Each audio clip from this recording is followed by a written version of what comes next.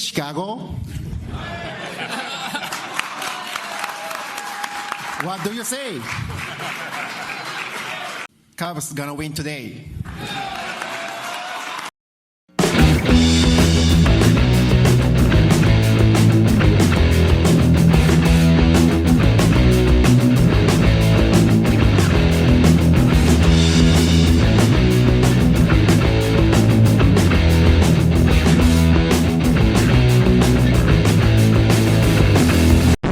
Welcome back to another exciting edition of the Pointless Exercise Podcast.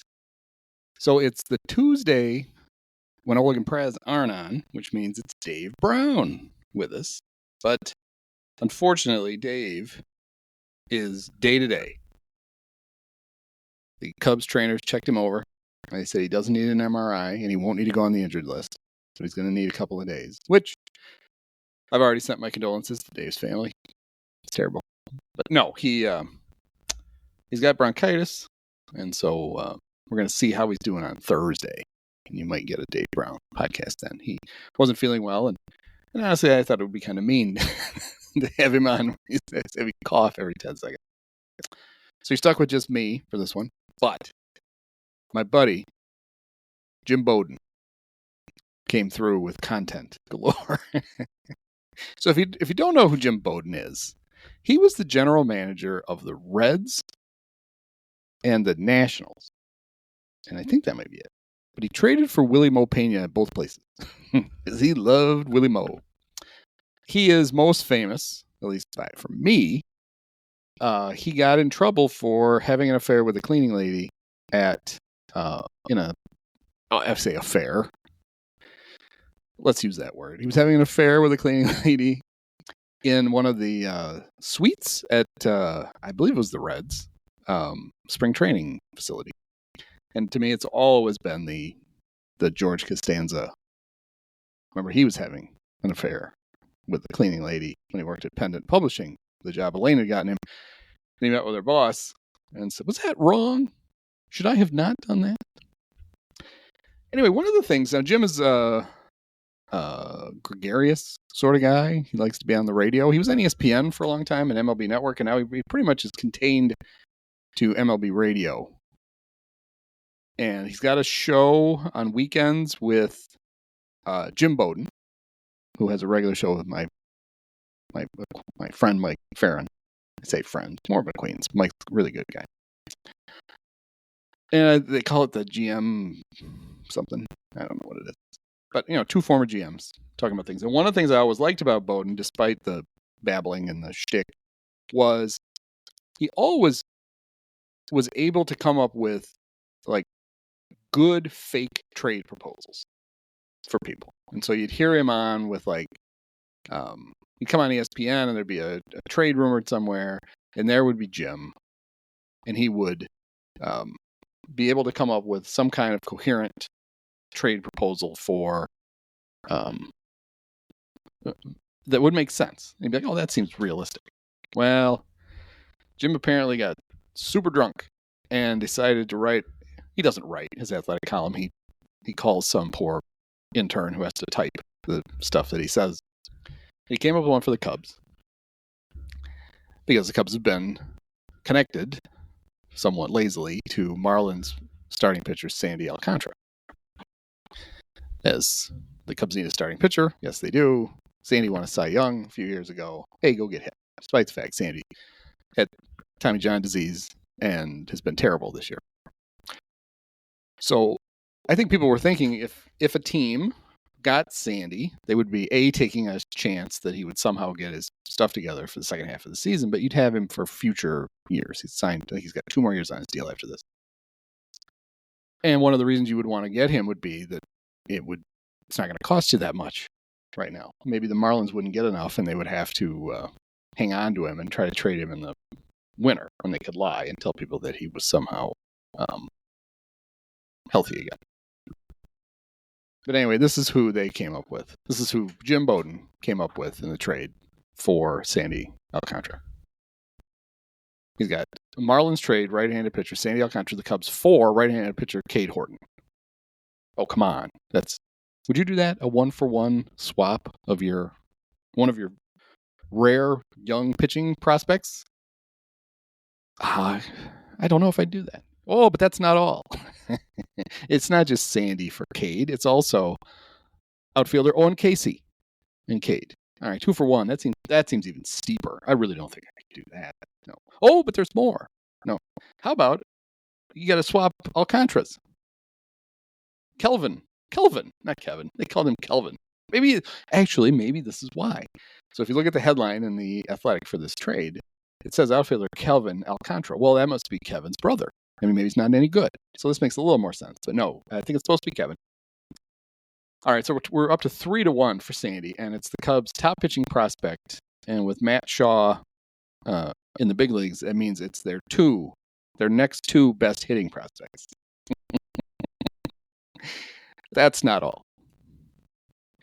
You also have to give up shortstop Ronnie Cruz. I have no idea who Ronnie Cruz is. I'm not going to pretend that I am. I'm not going to pretend I'm one of those guys, Greg Boyson and Greg Suss. Are they all Gregs? I don't know. Anyway, I don't know who Ronnie Cruz is. Is he related to Davy Cruz? Remember Davy played for the Tigers? I'm not sure he spelled his name weird. Deivi. I don't know if maybe Ronnie's his kid. Maybe Pablo Cruz, the yacht rock band.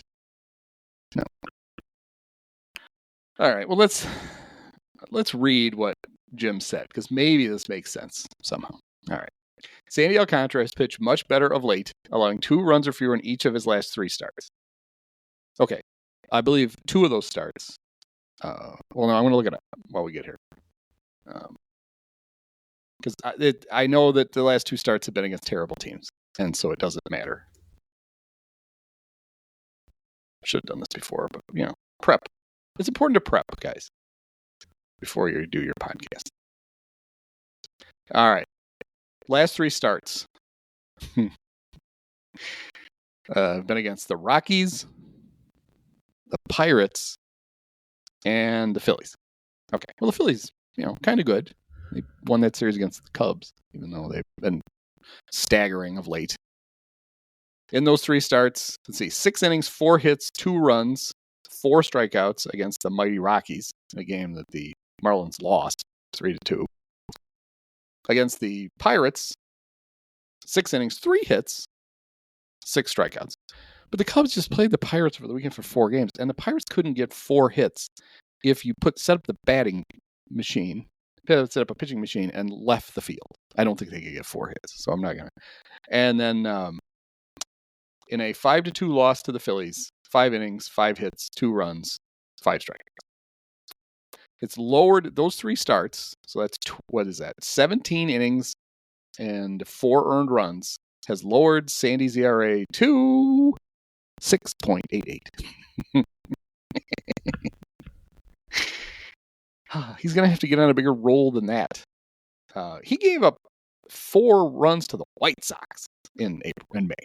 The White Sox. That's also impossible. Okay. Well, let's go back to what Jim wrote.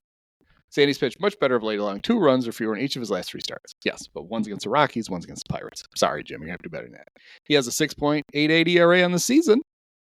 But, that's a big but, if he shows he's making even more progress towards rediscovering his Cy Young award-winning form, what an acquisition he would be. Yeah, he would be. So, if he throws 4 shutouts in the next month, then maybe you'd believe it. I really enjoy the fact that here's a guy with a 6.88 ERA who only has 50. This is a power pitching strikeout guy who only has 55 strikeouts in 68 innings, and has allowed, a hit an inning, which is not terrible, but he's not striking anybody out, which is a huge red flag for him. We're just supposed to hand wave away all the other starts, the other 12. Those don't matter. It's the last 3. Those are the ones that focus on. He's trending greatness. So let's dump out all of your trade chips on one guy. In that scenario, adding an ace like Alcantara to their starting rotation would solidify the Cubs' chances to not only win the NL Central, but also vastly improve their postseason odds and chances of advancing to the World Series. Yeah, if he was good, yes. If we could get a time machine and go back to 2022, then absolutely. Let's get that Sandy. Do you have a time machine, Jim? You don't? Well, then, no. We're not giving all this up for him. I say we. It sounds like one of the prospect perverts. In return, the Marlins would receive Horton, who's 23, to replace Sandy Alcantara in their rotation, and 2 corner outfielders, Casey and Kelvin Alcantara again. Kelvin. I love this now, that it's Kelvin. Maybe it's not Owen Casey. Maybe it's Bowen. Does he have a brother? And maybe it's not Cade Horton. Maybe it's Slade. Does he have a brother named Slade? So the Cubs are trading Slade Horton, Bowen Casey, Kevin Alcantara, and Ronnie Cruz. Sure. Okay, I'll do that. In return, the Marlins would receive Horton, who's 23, to replace Sandy in their rotation, and 2 corner outfielders, Casey and Kelvin Alcantara, who would be major league ready by next year. That would allow Miami to trade either outfielder Jesus Sanchez or outfielder Kyle Stowers. Why are they're trading Kyle Stowers now? How old is Kyle Stowers? He's the one good player they actually have. I know this is the Marlins, but they're years away from having to trade him for fear of actually having to actually pay him. Well, he's 27, but yeah. No. Man, that guy, he did nothing in the big leagues till this year. Okay. Where was I? I know you're riveted that I'm reading this whole thing. Or trade Jesus Sanchez or outfielder Kyle Stowers at the trade deadline for more talent. Casey, 22, has an 879 OPS this season, AAA. Well, I mean, in Iowa, you subtract 200. So you're in major league equivalency. Everybody hits at Iowa, except for Kelvin Alcantara, who was hitting 239, 322, 400 with 7 homers, 9 steals. Cruz, an 18-year-old who's currently in rookie ball, would be the final piece to make the deal work for Miami. I hope that deal would work for Miami, for fuck's sakes. Sandy is signed through 2026 with $21 million team option for 2027. So this trade would bolster Chicago now and in the coming years. Sure, this package would be a stiff price for the Cubs to pay, but given their position player depth in the majors, it's a risk worth taking. No, it's not. It's really not. I'm all for trading to get somebody good and actually trying to win, but this seems stupid. Now, even if you're like, well, Cub prospects, most of them suck. You wouldn't be wrong. You're trading all 3 guys that you might, actually, you're probably not going to trade Horton. Although, honestly, that probably would be the smart move. Trade the constantly injured young pitcher who's already had the Tommy John disease once. But you're not going to do that because you need pitching, and honestly, you're going to need him probably this year, even if you get a guy like Sandy or somebody better. But to me, that's the lunacy of this trade. It's all the trade chips all at once. Just here, fine. It's almost like Jed doesn't want to do the work of making multiple trades, so he just trades everybody for one guy so he can say he's done. So another trade that interested me, one of his mock trades here, is a guy that I think the Cubs should trade for. I wrote it on Monday. It's funny, I did the trick where I teased out that I had this galaxy brain idea. I actually do think it was a good idea. And then but I didn't say who it was, and I put it behind the paywall. And people actually subscribed to see what it was. I was like, oh my God, that worked.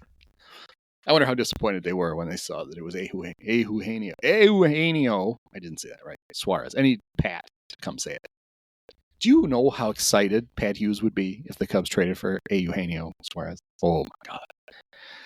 He's still very upset that Wilson Contreras is gone. Now, he does get to say Wilson Contreras 13 times a year when they play the Cardinals and William Contreras 13 times when they play the Brewers.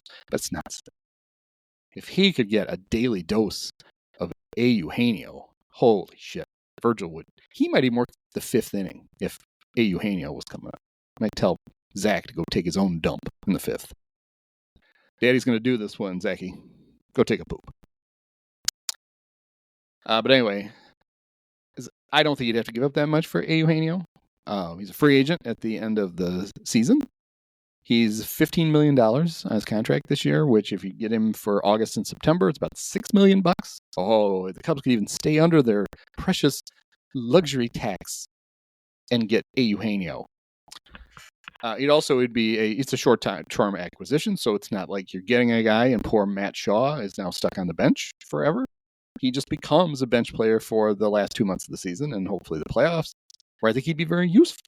And then he's the third baseman next year, right? Like this would work. It would actually give the bench a guy with some versatility who actually wouldn't mind watching bat. Like John Birdie and Vidal. It's like, oh, can you just pinch run? Oh, by the way, before we get to this trade, I'd like to commend Vidal, but I think it's probably an accident. But, so, as you know, one of my big problems with Vidal is that while he's very fast, he is very fast, not the world's greatest base runner, but one of the things he does is to go as fast as possible, he slides late into the base, which would be fine, except for the fact that he wears the double oven mitt. So he's got these big things on his hands, like a lobster with the bands on in the Red Lobster. Do they still do that? Can you still pick your own lobster? Has anybody ever eaten Red Lobster? I like the biscuits. You can get those in stores. Anyway. Cheddar Bay biscuits. Give that a shot. But anyway, so there's Vidal. No thumbs, no fingers. He slides late into the bag. He's got to hold the bag. He can't hold it. He careens into left field if he's sliding into second. He goes into the dugout if he's going into third. So on Sunday in the extra inning, he was the Manfred Man. By the way, it does not bother me that JD and Boog are now using Manfred Man with impunity and I get no credit for it. It's used all over the league. My buddy Wayne Randazzo uses it. He used it on Apple TV during a Cub game. He referred to the Manfred Man. There are lots of other announcers who use it around the league. It's mine. I thought of it first. I popularized it. It's me. I get all the royalties when they say it. The royalties are nothing, but I get them all. I get all the nothing. Anyway, Vidal is the Manfred Man. Kyle Tucker comes up. They walk him. Cubs got first and second. Nobody out. And they decide they're going to double steal. And they catch the Pirates unawares, plural. Vidal slides. As he's sliding into third, he flips his left hand and the oven mitt comes off and he grabs the bag. It's genius. It was probably an accident. Because why would you wear the thing if you were going to take it off while you were running on your way to the base? Isn't it there to keep you from jamming your fingers into the base? But anyway, he held on to the base, and then he eventually scored the winning run. So good job, Vidal. Anyway, Cubs traded for Eugenio for the rest of the year. Matt Shaw becomes your backup at second, short, and third. He's a decent bat off the bench. You could rest some guys. Eugenio can DH. Matt can play third. You can give Nico a day off once in a while. You get tired of watching him hit 3 singles a week. He can play some second base. Either, say, Dansby has a bad hair day and won't play. Nico could play short. Matt could play second. If it's a pinch, Matt could probably play short. He played short at Maryland. It's perfect. I love it. Anyway, I don't think the Cubs have to give up that much for him. Maybe Ronnie Cruz. I don't know. Anyway, Jim, though, has Eugenio going somewhere else, which would piss Eugenio off. Eugenio has hit 36 home runs in his career against the Cubs. 16 of them at Wrigley Field. He loves to play at Wrigley. And this was one of the points I made. Anytime the Cubs try to get a guy who has tormented them in the past, Jeff Blauser, obviously, the number one example of all time. Jeff Blauser was a guy who crushed the ball at Wrigley Field before he came to the Cubs. The Cubs got him, and he was terrible. Well, part of his excellence at Wrigley Field all those years were dog shit Cub pitching staffs. Most of the pitching staffs were Braves cast-offs that they had traded to the Cubs. He really liked hitting off Micah Bowie and Joey Nation and all those guys. Anyway, or whatever their equivalent was back then. It's a thing that went on forever. Anyway, Eugenio has done his damage against good Cub teams, right? He played against the World Series era Cubs, and he tormented us. So, why not? Anyway, Jimbo has him going to the Tigers. Tigers have Javi Baez, who can play third base. They don't need Eugenio. Although Tigers do tend to play it different. They play Zach McKinstry at third a lot. A lot of old Cubs playing over there. Colt Keith plays some third for him. They probably do need to get somebody, but go get somebody. Here's his trade. Eugenio Suarez to the Tigers for right-handed pitcher Jaden Ham and second baseman Max Anderson. What, they don't have to give up 3 of their best prospects in one of your trades, Jim? What's the deal? It says the Tigers need to lengthen their lineup by adding another power bat, and Suarez, who began his career with Detroit, he did? Would be the perfect fit. Suarez is having a great season, already smacking 21 homers and 13 doubles. That's always weird to me when a guy has more homers than doubles. I don't know why. It seems like a double would be easier to hit, but you got to run all the way to second. You can jog on the homer. So maybe that's it. The Diamondbacks have one of the best prospects in baseball, Jordan Lawler, who can immediately replace Suarez at the hot corner. Well, see, you're doing them a favor then by taking Eugenio and the rest of his contract off their hands. You shouldn't have to give up much so they can play the great Jordan Lawler. Lawler is tearing up AAA as he waits his turn. Batting 324, 405, 583 with 9 homers, 18 doubles, 4 triples, and 16 steals. So the Diamondbacks don't have anywhere else they could play him? Really? They have no need for a guy hitting like... Okay. I don't know if Jaden Ham is related to John Hamm or the piggy bank from Toy Story. That was Ham, right? Package of Ham and Anderson would be a fair return. They entered the season ranked 7th and 13th in the Tiger system. Well, fucking A. The Cubs have to give up 1, 2, and 3 to get Sandy, but the Tigers will have to give up 7 and 12 for their guy. I don't know who are the Cubs 7 and 12 guys. Probably Reese McGuire. I guess that doesn't count. I get it. Sandy is a pitcher, presumably in his prime. He's got 3 years of control. But if you're the Cubs, you love the fact you don't have to pay Eugenio after this year, because that's mostly what they're interested in. All right, let's see. So the equivalent Cub prospects, according to Jim Callis at MLB.com, would be right-handed pitcher Brandon Birdsell, and oh no, we can't do this. The great Johnny Long, first baseman to the Stars, 5'10" first baseman. Is really hitting well, but Craig Counsell loves him, so they wouldn't do that. How about you go this? How about you go 6 and 13? That's about the same, right? James Triantos, who never seems to ever hit any, much like Nico, never gets a double, a triple, or a home run. And Ronnie Cruz. Watch, Ronnie Cruz is probably going to be, the star. Anyway, so okay, so that's what we're going to. We're going to have James Triantos and Ronnie Cruz, and we're getting Eugenio Suarez. Are we agreed on this? Are we? Okay, good.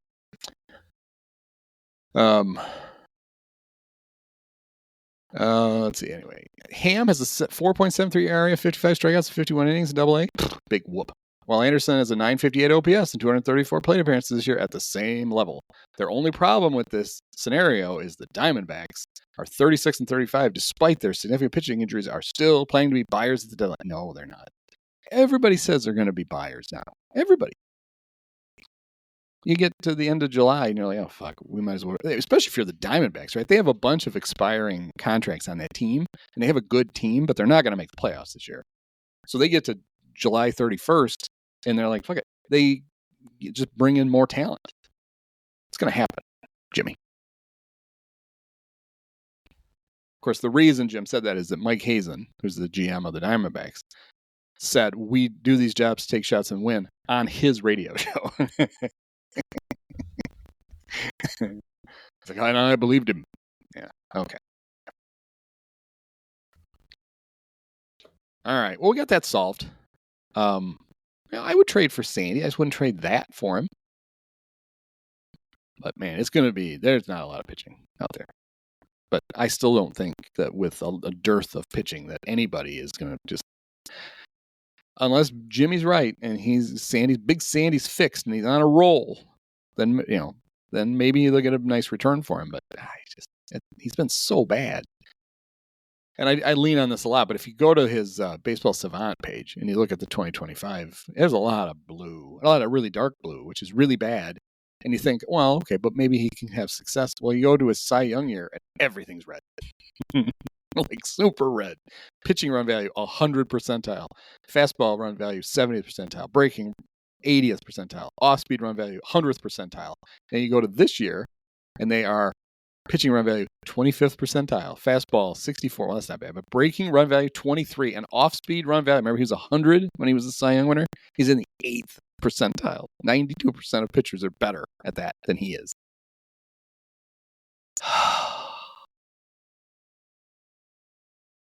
Sorry, Jim. We can't do it. Can't give you 4 for whatever. Meanwhile, the Cubs that are actually on the team are getting ready to play the Brewers in the first of 3 games at beautiful and historic, is that how Pat says it? Wrigley Field. It's one of those series with huge ramifications. God, think of the breathing room they could provide to Praz if they swept. The Cubs would be 8.5 up. But if they get swept, they'll only be 2.5 up. Oh my God. What's going to happen? The Cubs, the reason I wanted them to start thinking about a hitter, even though they have, they have really good offense, they have the biggest run differential in all of the baseball, at least they did, going into after Sunday night. They didn't play yesterday, so somebody might have caught them. Is that the offense has been bad in June, just bad. Sometimes it feels bad when you're watching games, like, God, we're not getting any hits. And then you look up and you're like, oh, they're fine. No, this has been bad. They haven't been scoring. They haven't been getting very many hits. They played bad teams, and when they've been beating them, they've been beating them narrowly. And they hadn't won, when they won back-to-back games Saturday and Sunday, it's the first time they won back-to-back games since June 1st and 3rd. They went loss, win, loss, win, loss, loss, win, loss, win, loss, win, win. I like that when it's a walk-off, it says WWO, so it looks like woo. I guess that'd be more like whoa, whoa, whoa. But I mean, you're talking about in those, the Tigers and the Phillies were in there. And I got a kick out of JD. He's been, if you look at the last 5 losses, they lost to Tariq Skubal and Jack Flaherty. And, there was Mackenzie Gore was in there. Jesus Luzardo. And, plus Skeen's start. He didn't get the decision. Well, those are pretty good teams. I was like, yeah, I get it's hard to beat them. I mean, should you lose all of them? Shouldn't you, if you're a playoff team, shouldn't you win a couple of those? And be like, it's hard to beat good teams, but good pitching, but we can. Instead, it's like, it's hard to beat good pitching, and we can. But like, they've been shut out twice in the last 12 games. They've scored 2 runs a couple of times, 3 runs twice, 1 run. They got a couple of good ones. They had an 8-4 win over the Phillies, and they had a 6-1 win over the Tigers on the Saturday. And that's been about it for the last too long. So let's get some offense going. The good news, of course, in all of this is that they play in the National League Central, and it's not good. I think we have this because the Brewers have had, I gotta look this up. They've had quite a run since 2017. They've been consistently better. They've been consistent. How am I gonna say this? They have been good more consistently than the Cubs. There, that's a good way to say it. They haven't won a fucking thing, but they have, I believe, averaged 87. Is that right? Let's look at this. Does it look like it's going to be right? Yeah, they've averaged 87 wins a season in full seasons. Throw out the COVID year, which everybody made playoffs in the Central, and they did with losing record. Losing record, 29-31. But yeah, 2017, since then, 86, 96, 89, and then 29. But then 95, 86, 92, 93, and they are 5 over right now. And I think because of that, when you see them start to, they were pretty bad early in the season. They couldn't pitch. Remember the Yankees scored like 78 runs in 2 games against them. And they started the whole torpedo bat. Remember when the torpedo bats were a thing? That lasted about a week. Yahoo on the fantasy thing still has an icon when your player uses a torpedo bat, as if anybody gives a shit. But they did. They learned how to. Some nerd programmed it, and he's like, "Fuck it, I'm going to leave it in." So it's still there. But it is funny when you look at the Brewers, and they made the playoffs. They didn't make it in 17, even though they won 86 games. But so they've, other than the COVID year, winning years every year. And you look at this, they made it. Of course, the first year they made the playoffs under Craig Counsell, some guy we know a little bit about. They made it to the NLCS. They had 2 cracks to beat the Dodgers to go to the World Series. They lost them both. One of them, remember, was they did the tricky, we're going to start Wade Miley, but he was only going to pitch to one batter, and then we're going to switch. And he was going to pitch Game 7 if needed. Yeah, that worked great. Since then, they have won. They've been in the playoffs 5 times. They've won 2 games. They lost the wild card game in 19. They got swept in the wild card series in the COVID year.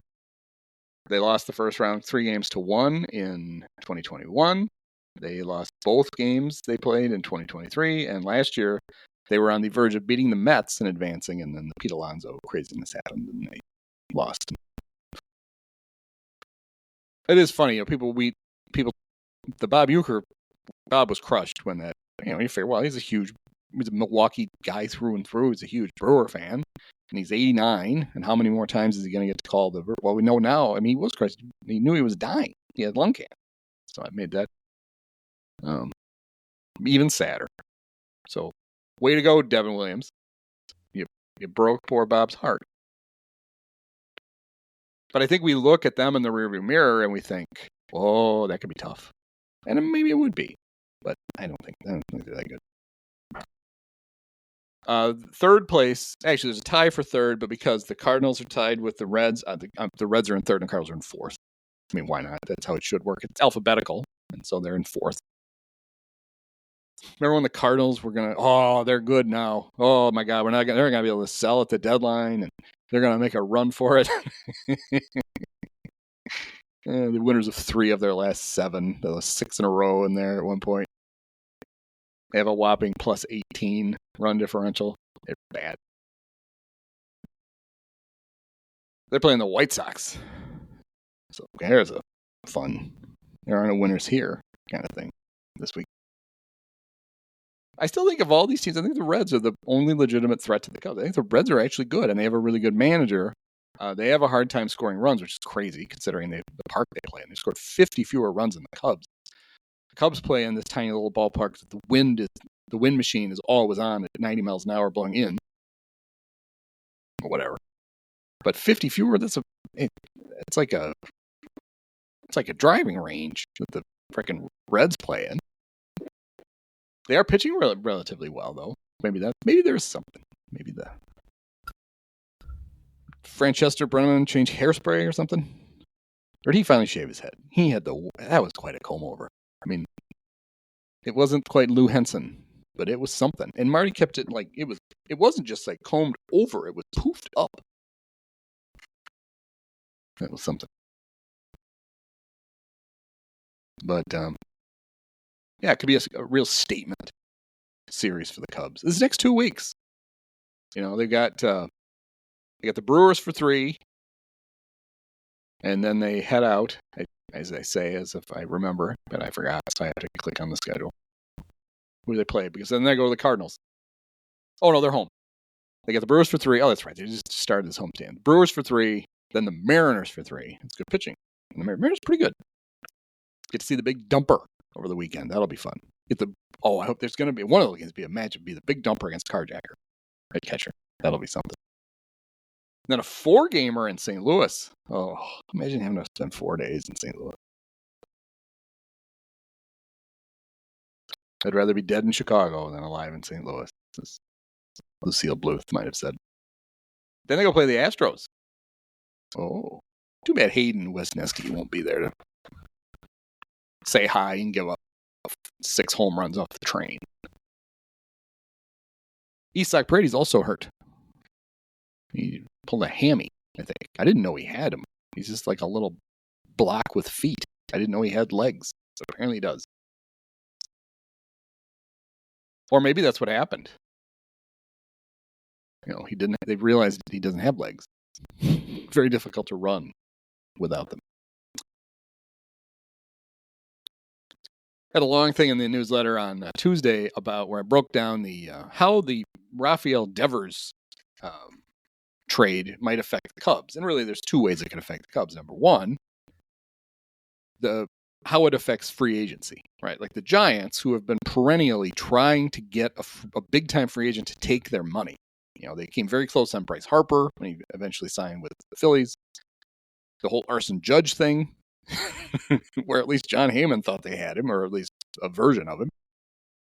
They did sign Carlos Correa, and then they flunked his physical, and everybody made fun of them, but then the Mets signed him, and they flunked that physical, and then the Twins signed him, and he's constantly hurt, so clearly they were right. They did go, they got in on the pillow contract fire sale with the Boris clients when the Cubs got Cody Bellinger, and they got Matt Chapman. And I admit I was wrong about Matt Chapman. I thought it looked like to me like he was declining. It was one of those guys where he'd been really good in Oakland. He's a very good defensive player. Had some decent pop. Went to Toronto, and everybody said, "Well, he's hitting the ball hard. We can't understand why his stats suck. Like he's doing everything right. He's just not getting the production. Maybe that's a guy. Maybe you should go get. You could probably get him cheaper because he didn't have the production, but he's certainly got all the abilities there." They signed with the Giants, and then he was good. And he's an incredible third baseman. He's really good. And then they signed Willy Adames this offseason. Actually, Buster gave Chapman an extension, so they got a guy to take their money, but it wasn't a free agent. And then they did sign Willy Adames for way too much money, but it costs what it costs to get the player. And the Giants are like the Cubs, right? There's no shortage of revenue. Nobody should be that concerned about, oh, that's a lot of money. Yeah, they're rich. Fuck it. That's why you have all that money, so you can spend it. This is how it's supposed to work. So, but anyway, Buster was trying to they needed a bat. They really did. I mean, they have great pitching. Their bullpen is incredible. And they have Logan Webb at the top of the rotation, and Robbie Ray has been really good with his tight little pants. And they've got some depth.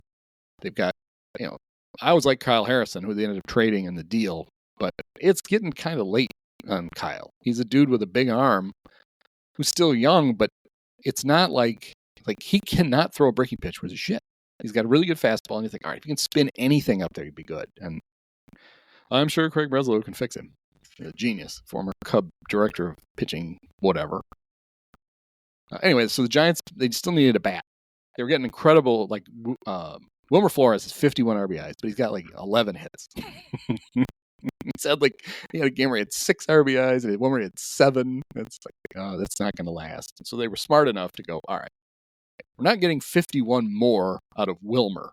So if we can find a better bat, we probably can put him there. So they made the trade for Devers. Of course, everybody knows the Devers saga.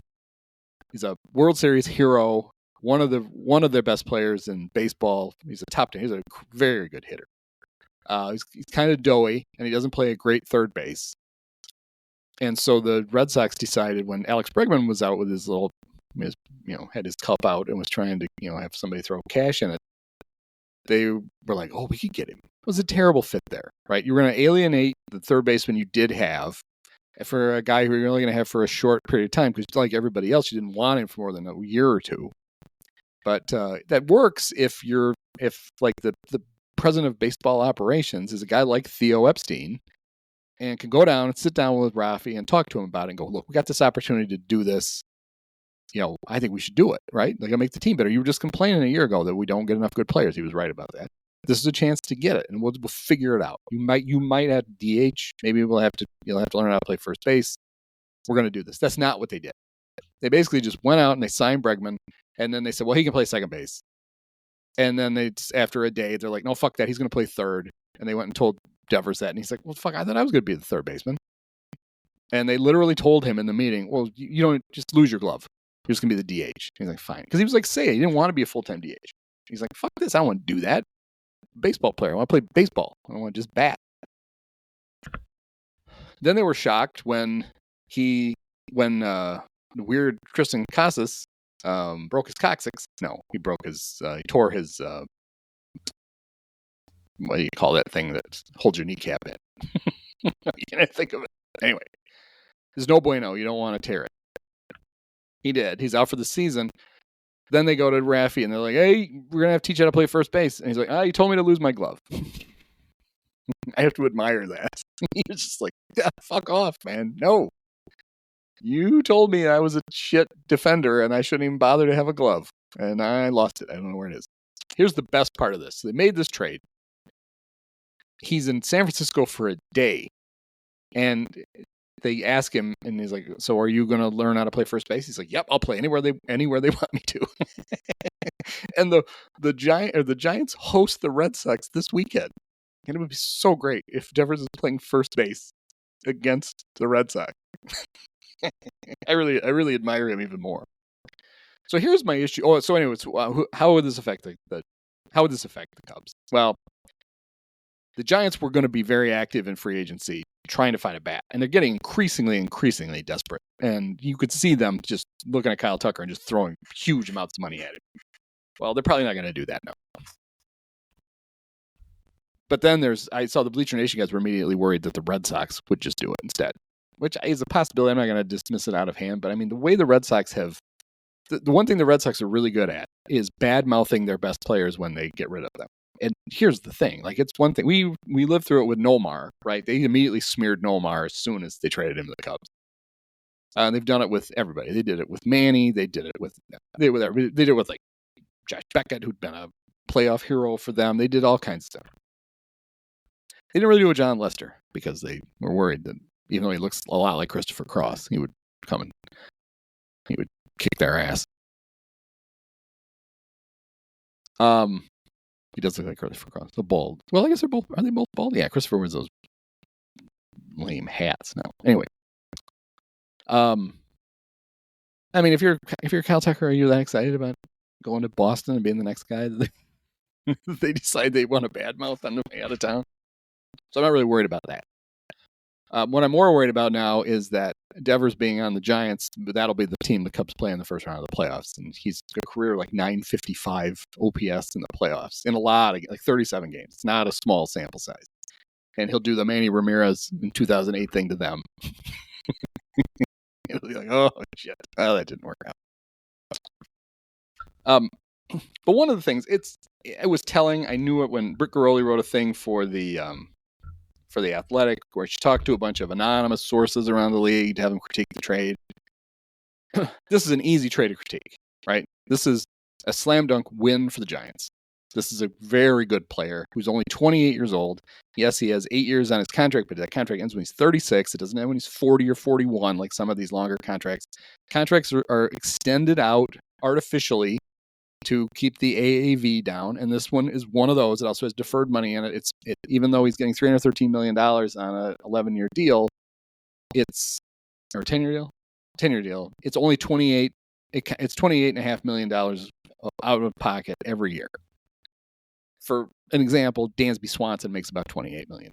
And I had somebody go, why does Dansby catch his strays in this comparison? I'm like, no, I was just basically saying, if you don't think the Dansby contract is terrible, then how can you argue that this is terrible? He's a better player, and he's barely making more money than that guy, and they're both contracts end when they're 36. And I would argue that even though Devers is not an impact player defensively because he's a better hitter, he will age better in the deal because he can DH, where Dansby is not a guy, if he can't play shortstop at the same level that he plays at now, which is really good, towards the end of the deal, he's still going to be playing shortstop for you. He's not going to be Larry Boa. Rattling around getting 17 RBIs for the 1984 Cubs in 133 games. Still one of the most amazing stats I've ever seen. Those Cubs scored like 6 runs a game, and he had driven 17 in a whole season? Jesus. Anyway. So all these like baseball players, like, I can't believe the Red Sox were able to dump that contract. It's like, fuck off.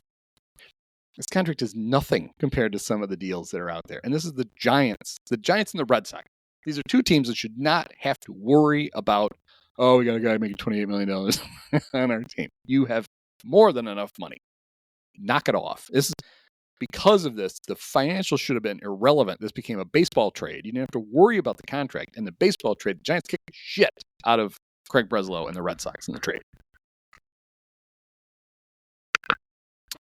You got Kyle Harrison, who admittedly might be good. So that might help salvage some of the value in the trade. But he might not be.